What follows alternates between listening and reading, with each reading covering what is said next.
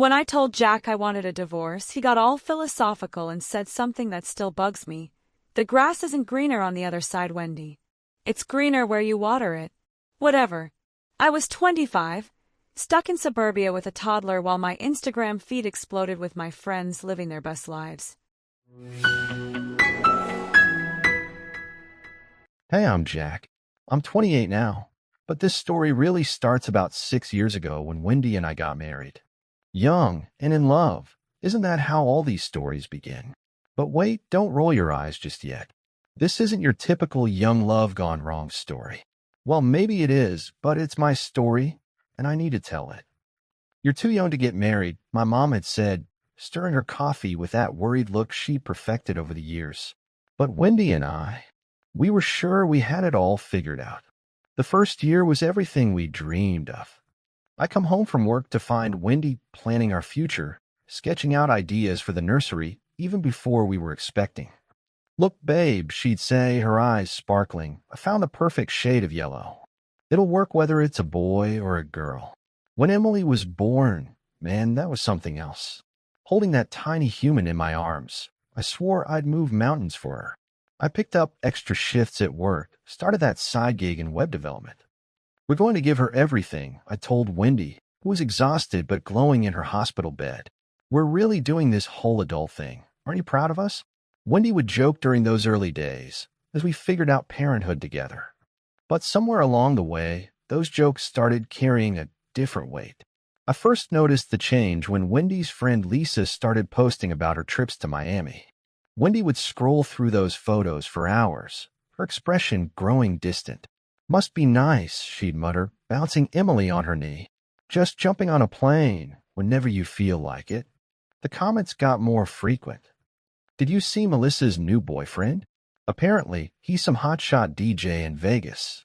Or Sarah just got that marketing job in New York. Remember when I wanted to do marketing? I try to make things better. Date nights, surprise gifts, planning small trips when we could afford them. But it was like trying to fill a bucket with a hole in it. You don't understand, Jack, she said one night, after Emily was asleep. We were sitting on our porch, the same porch where I proposed. I look at our friends, and they're all living. Really living. And we're just here. We're building something real, I argued. We have Emily, our home. I'm 27, Jack. 27. And I feel like I'm 50. The conversation started getting harder after that. More silences. More sighs. More nights where Wendy would go out with her friends and come home with mascara streaks on her cheeks. I remember the morning she asked for the divorce. It was so ordinary. Emily was playing with her cereal, making a mess like always. Wendy looked up from her phone and just said it, I think we should get divorced. Just like that. Like she was suggesting we try a new restaurant. I need to find myself, Jack, she explained, her voice steady while my world tilted sideways. We got married too young. This isn't what I want anymore. I fought it at first. Suggested counseling, taking a break, anything. But you can't force someone to stay who's already left in their head. Looking back, I think Wendy had checked out months before she said those words. The lawyers, the paperwork, the negotiations, I went through it all like I was underwater.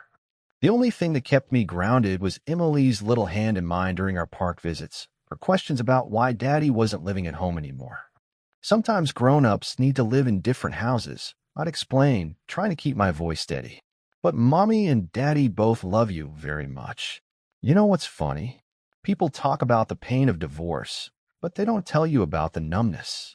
The weird feeling of walking into your new apartment with half your life packed in boxes. The way you stare at your phone, thumb hovering over your ex's number out of habit, before remembering you're not that person in their life anymore. But this isn't a story about the end. Looking back now, I realize it was just the beginning of something else entirely. I just didn't know it yet. Hey, Wendy here. Let me set the record straight. I'm not the villain here. Okay. When I told Jack I wanted a divorce, he got all philosophical and said something that still bugs me. The grass isn't greener on the other side, Wendy. It's greener where you water it. Whatever. I was 25, stuck in suburbia with a toddler while my Instagram feed exploded with my friends living their best lives. Do you know what it's like watching your college roommate dating a Miami Heat player while you're cleaning baby food off your shirt? Lisa would FaceTime me from rooftop parties, her life a blur of designer clothes and champagne brunches. "Girl, you should have been here," she'd squeal, and I'd look around my living room strewn with Emily's toys, feeling like I was watching my youth slip through my fingers. The marriage counselor Jack dragged us to his last-ditch effort, asked me what I wanted. "I want to feel alive again," I said. Jack just sat there, that sad puppy look on his face.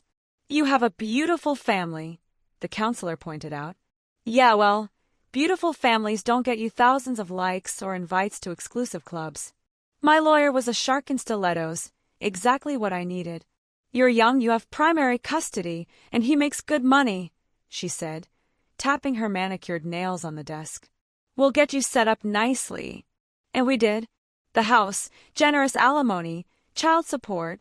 Jack didn't fight much. He just looked disappointed, like he knew something I didn't. The first taste of freedom was intoxicating. I got my own Instagram-worthy moments.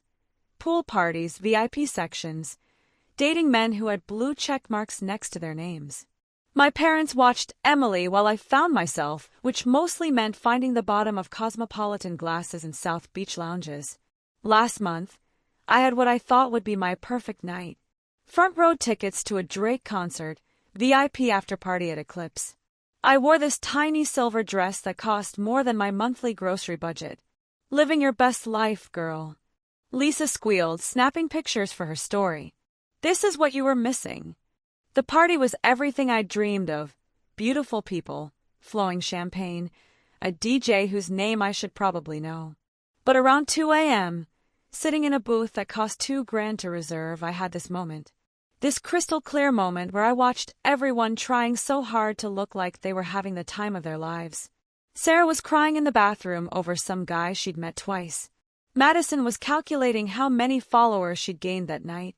And me? I was thinking about Emily's school play I'd missed for this. "OMG, did you see who just walked in?" Lisa grabbed my arm, nearly spilling her drink.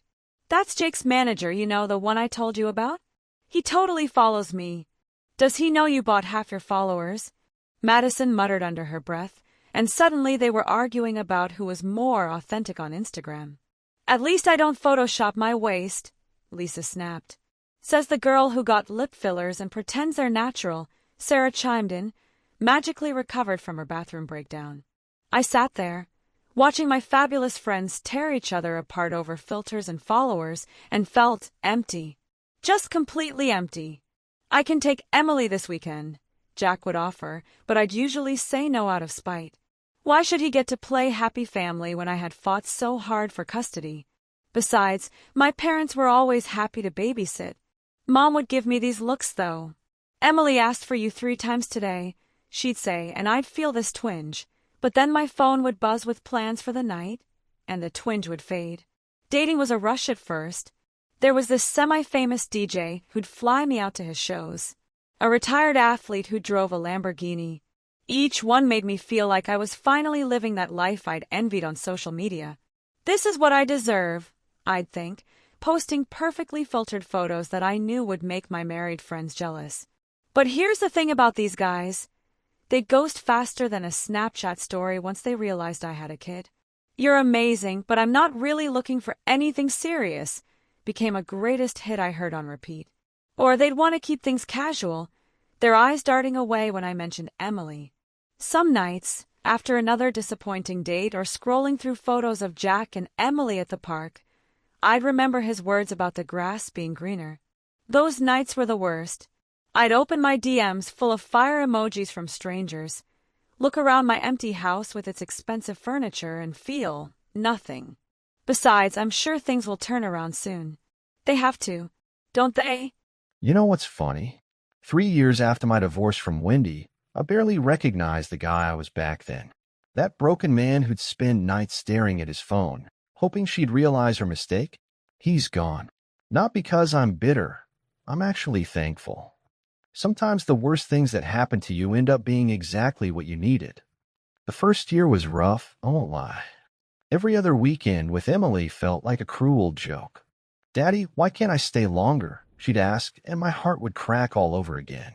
But I refused to be that bitter divorced dad who badmouths their ex. Emily deserved better than that. I threw myself into two things: being the best dad I could be during my time with Emily, and rebuilding myself when she wasn't around. Hit the gym at 5 a.m., learned to cook more than just mac and cheese, took some coding classes to boost my career. Not to prove anything to Wendy, though I'd be lying if I said that thought never crossed my mind, but because I needed to feel in control of something. "You're different," my sister observed over coffee one Sunday. "Stronger, maybe?" I hadn't noticed, but she was right. The gym had changed more than just my body. Those pre-dawn workouts became my therapy, each rep pushing out the anger and hurt until there wasn't much left to push. Then came the day that changed everything. I was at the park with Emily, teaching her to ride her bike without training wheels. This woman jogged past, then doubled back when she saw Emily take a tumble. "Is she okay?" she asked, genuine concern in her eyes. That was Kelly, a pediatric nurse who, as it turned out, had a thing for single dads who could laugh while picking themselves up off the ground. Our first date wasn't at some fancy restaurant. We took Emily for ice cream, and Kelly didn't even blink when my daughter got chocolate sauce all over her designer jeans. "Kids are supposed to be messy," she laughed, helping Emily clean up. "It means they're having fun." I waited 3 months before introducing Kelly to Emily properly as someone I was dating. You should have seen how carefully Kelly approached it, reading books about blended families, always asking what Emily was comfortable with. "She's the priority," Kelly would say. We move at her pace. Last month, we were making dinner together. While Kelly was cooking, I was trying not to mess up the salad when she casually mentioned wanting kids of her own someday. My heart did this weird flip thing. Here was this amazing woman, 7 years younger than me, who could have had her pick of uncomplicated guys. Instead, she chose the divorced dad with weekend custody and emotional baggage. I told her I'm actually pretty good at the dad thing now. Had some practice. She threw a piece of carrot at me. "We're expecting our first child together in 6 months. Found out right after I proposed." Emily's over the moon about being a big sister. She's already picked out names for either gender. The way she and Kelly bond over baby catalogs makes me wonder how I got so lucky. Sometimes I run into mutual friends who tell me about Wendy's Instagram life, the parties, the dating stories, the carefully filtered photos.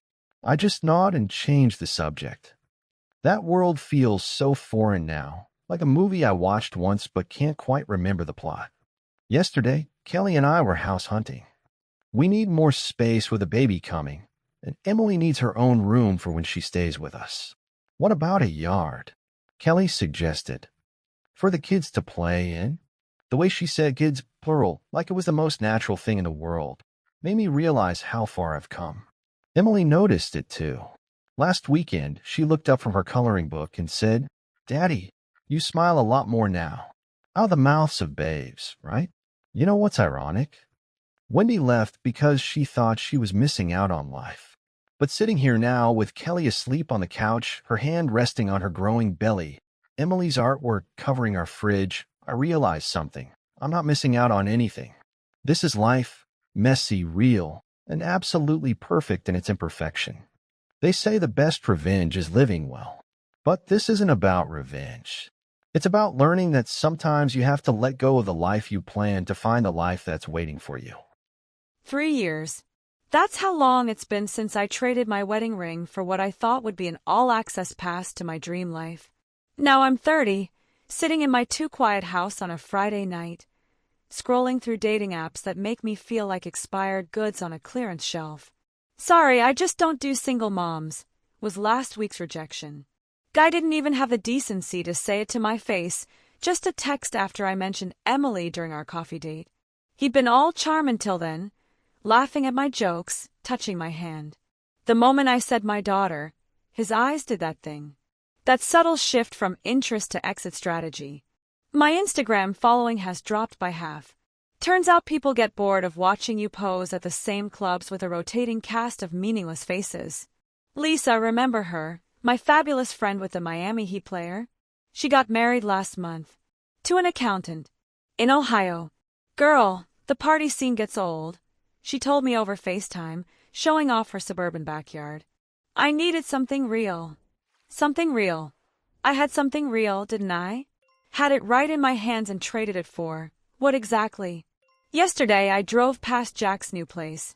I'm not proud of it, but sometimes I do that. Their car was in the driveway. Yes, there. Jack and his perfect fiancée, Kelly. She's younger than me. Of course she is. I sat there idling, watching Emily skip up the path with her school bag. She looked so happy, chattering away to Kelly, who had this perfect baby bump under her sweater. They looked like a family from a Target commercial. It's not fair. I complained to my therapist. Yes, I have one of those now. He gets to upgrade to some younger woman while I'm stuck dating guys who ghost me the moment they find out I have a kid. Are you angry at Jack? She asked. Or at yourself? I hate when she does that. The thing is, my life looks great on paper. Nice house, decent alimony, primary custody of Emily. But try telling that to my heart at 3 a.m. when I'm lying awake, wondering where it all went wrong. My friends, the real ones, not the party crowd, have mostly settled down. They post pictures of family vacations and soccer games, while I'm still trying to convince myself that the next swipe right might be different. My mom doesn't sugarcoat it anymore. You chose this, she said last week when I was crying about another failed date. But choosing something different now doesn't make you a failure, Wendy. It makes you wiser. The breaking point? Last month at Emily's school play. I was sitting alone, watching my baby girl in her star costume, when Jack walked in with Kelly. He helped her to her seat like she was made of glass, her pregnant belly obvious now. The way Emily ran to them both after the show. How natural they looked together. I had to leave early, tears running down my cheeks in the school parking lot. Some nights, I scroll back through old photos, past the club shots and post selfies, back to when we were young and stupid and happy. There's one of Jack teaching Emily to walk, his face pure joy as she wobbled toward him. I was so busy looking at other people's lives back then, I forgot to actually live mine. My dating profile says I'm living my best life, but that phrase feels hollow now. What does that even mean? The guys I meet either want no-strings fun or they're divorced dads looking for someone without baggage. Their word, not mine. The irony of being seen as baggage by men with their own kids isn't lost on me. The worst part? Jack was right.